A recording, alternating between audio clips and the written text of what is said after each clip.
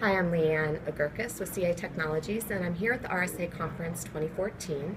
And I'm sitting here with Julie Peeler, who's the Foundation Director at ISC2. And we're going to talk to her a little bit today about women in the IT security workforce. Julie, welcome. Thank you so I hope much. you're having a good show so far. I'm having a great show. Excellent. Well, there has been a lot of conversation already about the IT security workforce and skills gaps. We talked to a couple folks yesterday about that. What can you tell us about women in the security workforce? Well, women make up only 11% of the total workforce, and that's based on our Global Information Security Workforce Study that we put out every other year. And when you look back over the last decade and a half of that study, the concerning bit is not only that women make up 52% of the population, 48% of the total workforce, but only 11% of the security workforce, but also that number has been slipping ever so slightly over the last decade.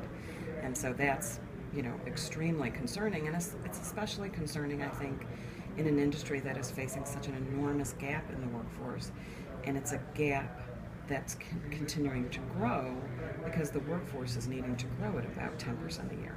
Wow.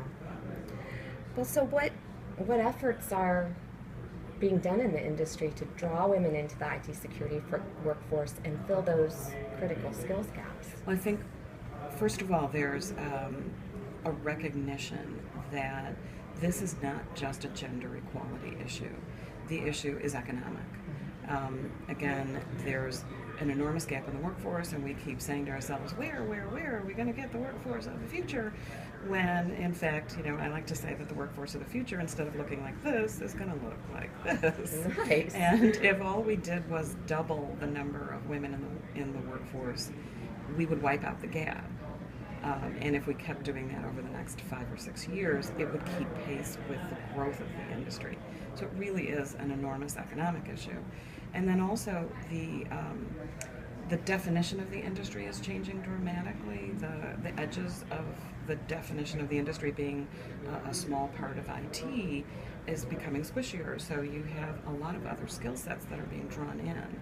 And what you see is a lot of companies that are now recruiting many more women, not only from IT and from engineering backgrounds, which is where the majority of the workers in our industry come from, but they're bringing them in from legal backgrounds, business backgrounds, auditing, actuarial sciences, social sciences, because we now understand that it's not just important to understand what a threat actor is doing, but to understand why that threat actor is doing it. And what we're seeing when we look at the women that are already in the workforce is that they possess this sort of differentiated skill set that's required to thrive in the new definition of IT security. So that makes a lot of sense. Just all the behavioral analytics that are being done to spot insider threat. And that's actually one of the things that we talked to some people about. One of the biggest tips that they were giving security professionals is to actually really just be good communicators. So it makes a lot of sense to draw from other areas of expertise than just computer science. Exactly, and I think there's also a recognition that security is an enterprise-wide issue, and that's where the communication skills, the project management skills, the understanding of how to communicate when you have a cross-cutting, skill-based team. So what are some final tips that you would give to some women who want to enter the IT security workforce? First, I think that there's a little bit of a belief among a lot of people, male and female, that this industry is really, really, really technical and really, really, really hard. And in fact, when you look at the NICE initiative and there's 33 different skill sets, there are maps of the skills of the industry out of Japan, out of the EU, out of the UK, and it looks like there's probably 45 different skill sets that you could have, not all of which are technical. So I would say don't be afraid to go into the industry. There's lots of room for lots of different skill sets in the industry.